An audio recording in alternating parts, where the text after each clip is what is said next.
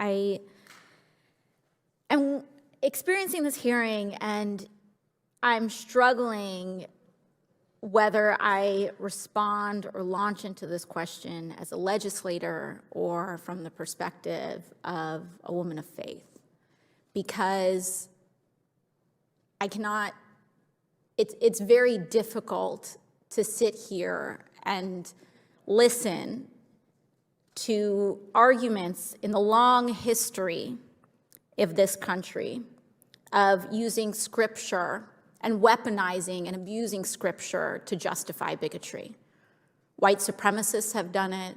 Those who justified slavery did it. Those who fought against integration did it. And we're seeing it today. And sometimes, especially in this body, I feel as though if Christ himself walked through these doors and said what he said thousands of years ago, that we should love our neighbor and our enemy, that we should welcome the stranger, fight for the least of us, that it is easier for a rich man, it's easier for a camel to go through the eye of a needle than for a rich man to get into a kingdom of heaven, he would be maligned as a radical and rejected from these doors.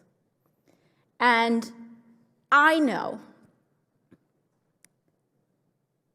and it is part of my faith, that all people are holy and all people are sacred, unconditionally.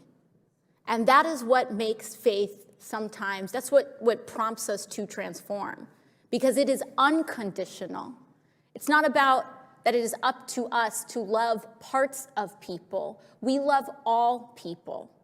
There is nothing holy about rejecting medical care of people, no matter who they are on the grounds of what their identity is.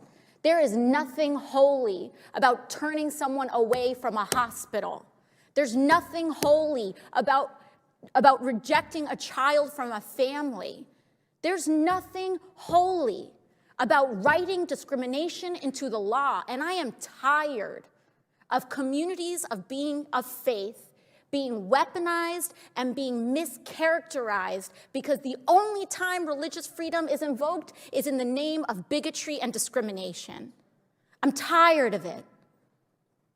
My faith commands me to treat Mr. Minton as holy because he is sacred, because his life is sacred, because you are not to be denied anything that I am entitled to, that we are equal in the eyes of the law, and we are equal in my faith in the eyes of the world.